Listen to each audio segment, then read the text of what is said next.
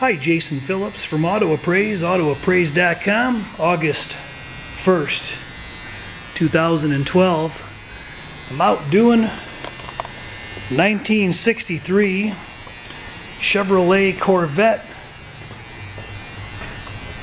360 horse fuel injected split window, painted up in tuxedo black. Car's got the original fuel injected 327 engine, 378-2870 cast, all set up with the original Rochester fuel injection unit, tower clamps,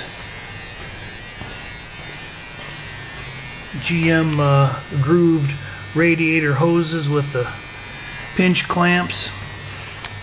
All original chrome shielding is in place, looks really nice. It may be a reproduction piece because it survived really well. They snuck a red distributor cap in there, but it's still got the conventional ignition in place. Got the correct Winner's Foundry stamp on the aluminum intake. Belts and hoses are relatively new on the car. Manifolds were treated. J-shields replaced. The chrome's real nice on those. These were coded correct. RF code motor. It's a 360 horse solid lifter motor attached to a manual transmission. I got the car up in the air for a minute so you can take a peek underneath it. Floor tubs are real solid and original. The suspension looks good. All OEM stock components, front and rear.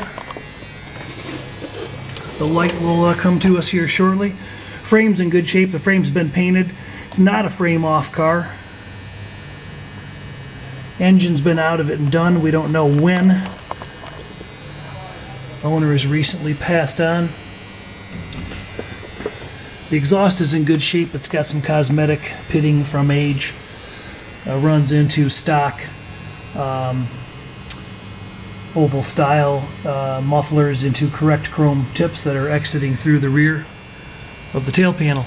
Somebody's detailed the floors in kind of a SEM trim black, but we took a spot of thinner and washed off some of this black paint to show the original light yellow matting in the floor tubs, and they look really good. They should be all cleaned up.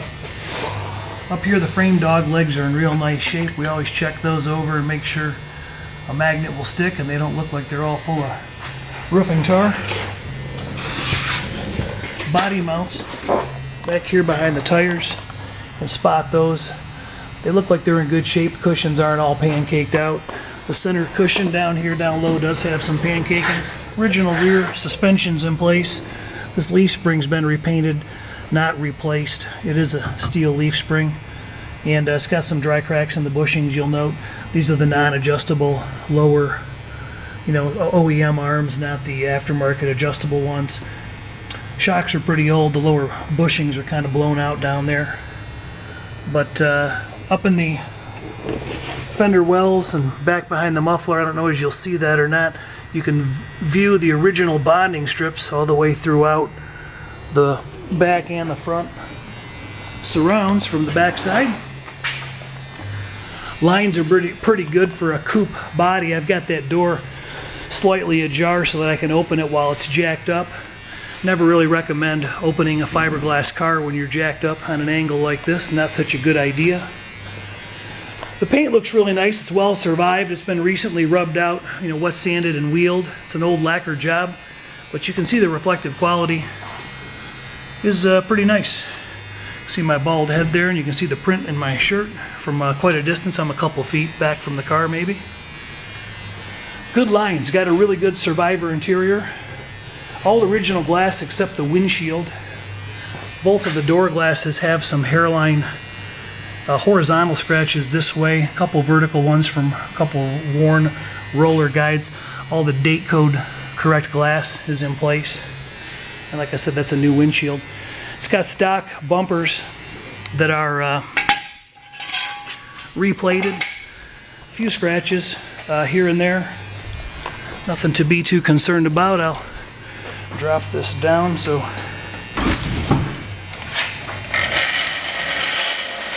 got a set of reproduction knockoff wheels, and they're in good shape. A little bit of rust pitting on one of the spinners on the opposite rear wheel, but the paint is otherwise nice. Non-period correct tires. The walls have been rubbed clean of any lettering. 15-inch tires, steel belted radials. Here's a really nice, well-survived interior. Door panels are still very nice. Graining is all original. A little bit of peel back right there, but nothing to be too concerned about. Seat bolster's got a little bit of entry wear both here and a small inch-long tear, half-inch wide right there. But you can see that original grain. Aftermarket seat covers just don't look like that. It's got the original ventilated backs in the seats. And in 63, I don't know if you know this or not, but 63 was the only year you had an adjustable height for your seat. You could come up and down by adjusting that. It takes a little bit of trouble. It's not a reach down and do it kind of thing. You got to use a screwdriver. It's a very well survived dash set of gauges. It's got the correct cone-shaped gauges throughout the dash, correct for 63. Everything inside is working. It's got the red dot FM and green dot AM 63 radio.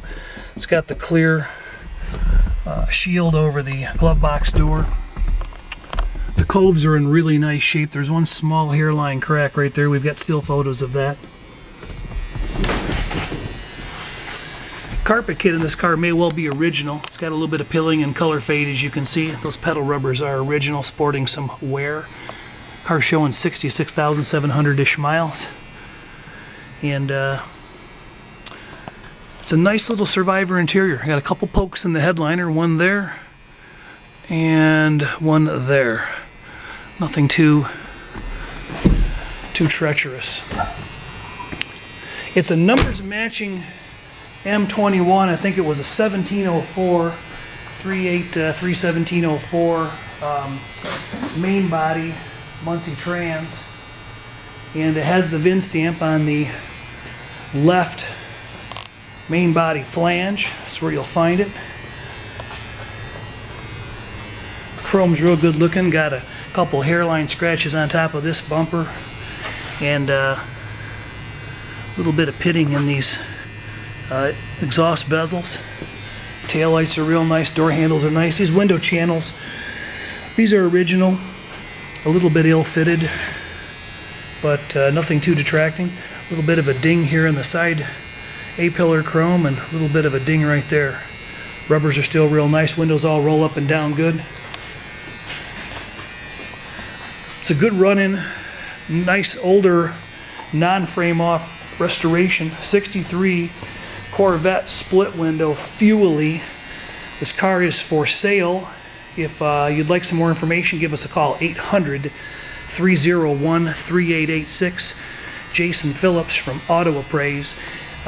One more thing, it's the engine was cast in late June.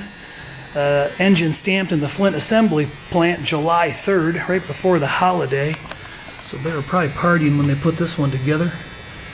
No unusual grinder marks noted on the front pad stamp, and then the VIN tag is correctly spot welded in place, as they are on 63 and 64 mid-year cars. See the spot welds?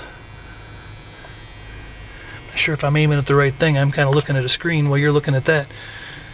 And the trim tag is in place. Rivets look good and authentic.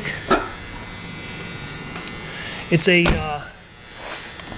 it was built about 1,000 cars before the last production of July, so it was built somewhere maybe in the second or third week of July. I didn't run the exact numbers because I'm on site, not with my books at the moment. So by all accounts, as far as numbers go, the numbers line up correctly with cast and then assembly, which is kind of what we look at. Good looking black 63 split window. Jason Phillips from Auto Appraise. Cars at autoappraise.com if you'd like to receive a copy of this report and look at the still photos that we shot. And we're going to do a test drive video on this car coming up in the next few days. Let us know if we can do an inspection for you sometime. 310 guys nationwide across the country out jacking up cars, taking photos, running them, magnet testing them, and letting you know what you're going to get before it lands in your driveway. That's the key. Tell your friends. Don't buy a car on eBay without hiring us. Thanks for watching. Watch some of my other videos. I got about 280 of them up on YouTube. Lots of cool classic cars for sale. Lots of cool classic cars not for sale.